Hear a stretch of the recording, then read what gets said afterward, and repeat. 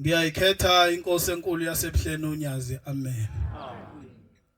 NgingwakwaNkosi Sibongo ethempelini esiyathokoza kumshumayeli Ntombela ibonga inkosi. Siyabonga maNazaretha ithuba esiliphiwa ngobaba. Lokuba besifaka esivivinyweni besihlola ukuthi uma beficwa kuhamba emhlabeni lenkolo kaShemba izukuphela inina.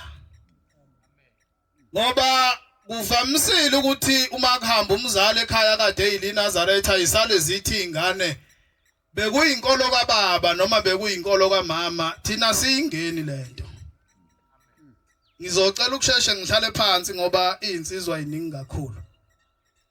Kodwa ngifisa ukuqinisa abantu abasha ukuthi lo uNkulunkulu esimkhonzayo uNkulunkulu wethu ngezikhathi zonke ezindaweni zonke futhi. Njengoba silapha endaweni yokukholwa kukhona iziphiwo esinazo umuntu ngamunye. Lona namhlanje ngizothi kumuntu omusha asiqaphele isiphiwo sakhe engagcine esebenzisa sona kakhulu kunomthetho kaNkulunkulu. Lelinye ilanga kukhona indoda noma insizwa eyangiyakwadlala Sibongo ungixolele lana. Lensizwa yakwadlala yayinesiphiwo nje sayo sokudlala ibhola elihle. Ngoba kukhona abantu abaphiwe, khona abaphiwe ukudansa, khona abaphiwe ukudlala ingoma, kukhona abaphiwe nje yonke into ngeinhlobo zokwehlukana. Lensizwa yakwadlala yayiphiwe ikhono elihle lapha ebholeni ayibonga inkosi. Lelinye ilanga kuvamisile ukuthi ibhola lidlalwe ngosuku thina esidumisa ngalo. Kwase kuba nebhola ekufanele lidlalwe ngeSabatha. Zasezizi insizwa eyidlala nalendoda zathi mfoka dladla umkabateli asambe mfowethu siyodlala ibhola. Uyingozi umuntu othi mayeza ubumnandi basemhlabeni bese khohle ukuthi uShemba uNkulunkulu. Engathi noma ungajabula la ujabula khona kodwa ushiya isikhala sokuthi uShemba uThixo. Ukuze ngamzukwana ummemeza usosizini noma usenkingeni akwazi ukubuzwa ngoba izintambo ezixhuma uNkulunkulu nezixhume kuwe zisabambile.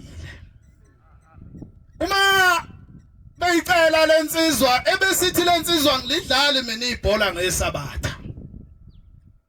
Zase zincanga lezi insizwa zathi mfowethu uma ungekho le game ngeke siyiwine.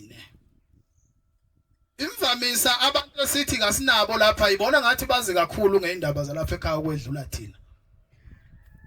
Base bayibuza ukuthi mfowethu ungani inkonzo zimbili ngcono uphuthe yodwa sambe siyodlala ibhola.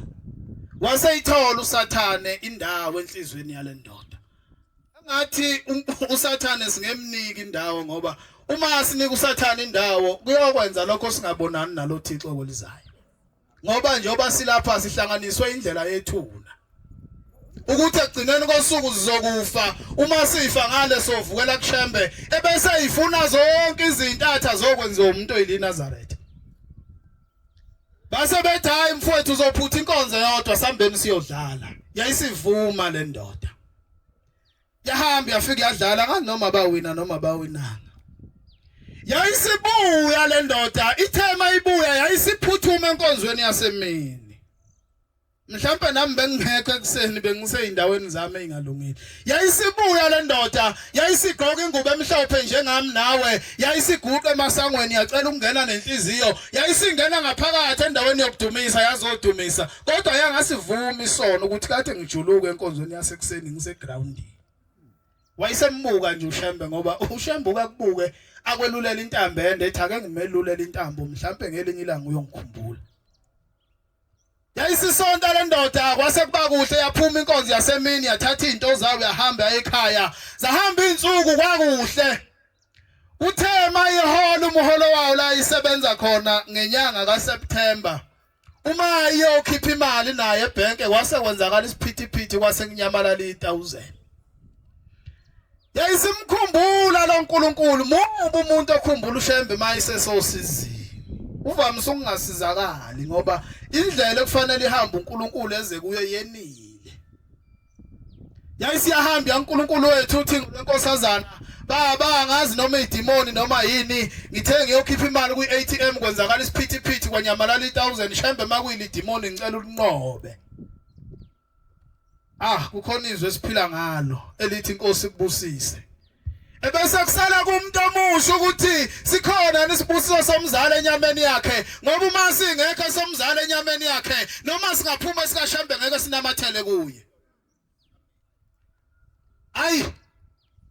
Yayisihamba le ndoda ithele ndoda ekulaleni kwayo ithi ngabona kuqhamuka izalukazi namakhehla kithi athi mayifika kimi afika athi hey wena mfana kathi uhambile uye kushembe uyonikela uyobuza ukuthi imali yakhe ishonephi umthetho wakhona ufuna kwenzakaleni ngawe. Lithi leli khehla ngoba mntanami ufika wephulisa batha wena sase siyakhishwa emazulwini sithe mase sihlezi ngaphandle sase sibamba umhlangano ngawe. Khona indaba enkulu engale ezulwini la siyakhona. Ngazi mhlawumbe mina ngiyaye.